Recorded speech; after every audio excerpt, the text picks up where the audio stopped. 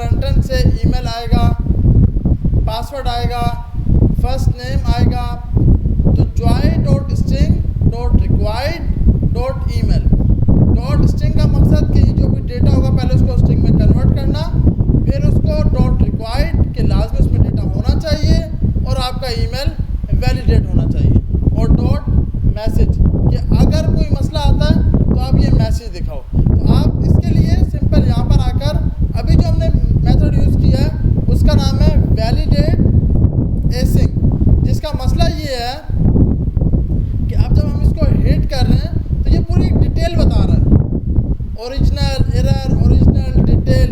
हमें सिर्फ यूज़र को दिखाना क्या है, ये दिखाना है। ऐसे है ना भैया, हमें यूज़र को सिर्फ क्या दिखाना है कि भाई आपने जो ईमेल दिया ना वो सही नहीं दिया हो।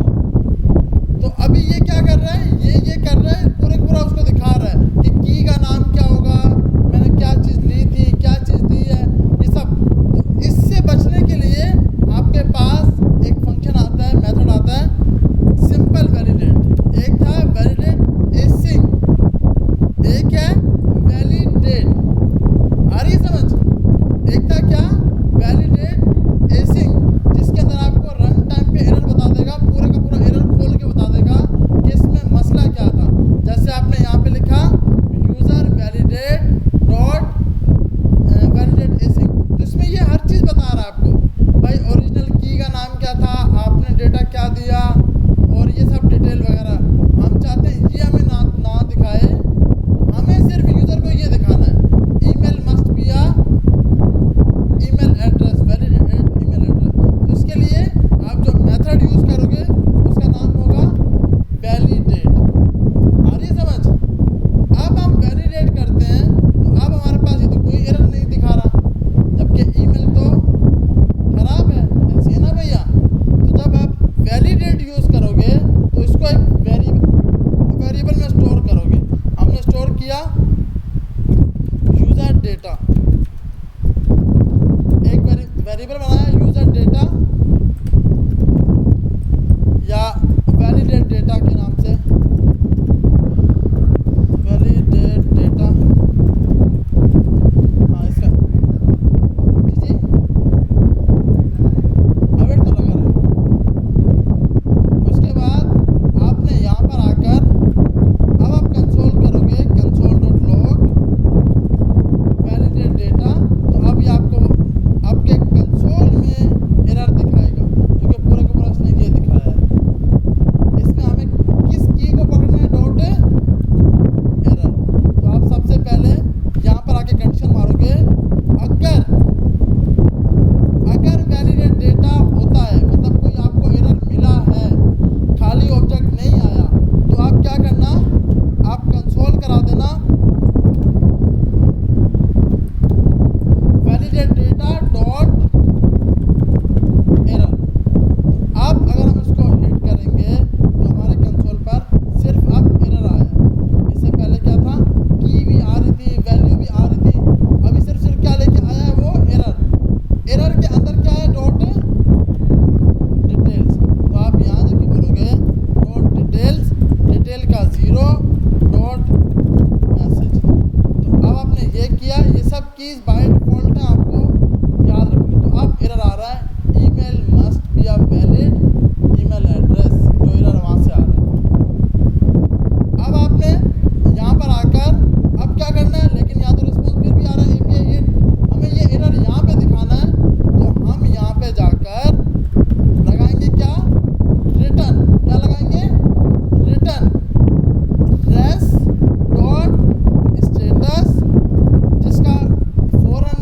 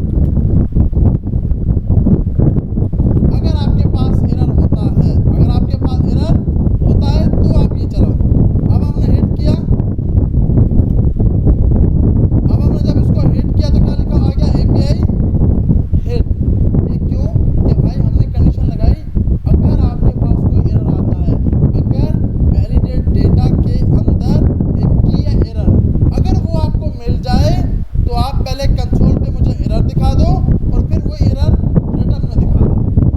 आ रही समझ? अगर हम ये रिटर्न जैसे मिसाल के तौर पर नहीं लगा रहे तो अब हम यहाँ पर आए, हमने ये डेटा नहीं दिया और हमने हिट किया ईमेल इज रिक्वायर्ड। अब वो सिर्फ इसको चला रहा है और आपके पास मैसेज ये वाला नहीं, ये वाला दिखाएगा। स्टेटस क्या आ रहा है? फॉल्स, कि भाई आपने 400 रिक्वेस्ट है। तो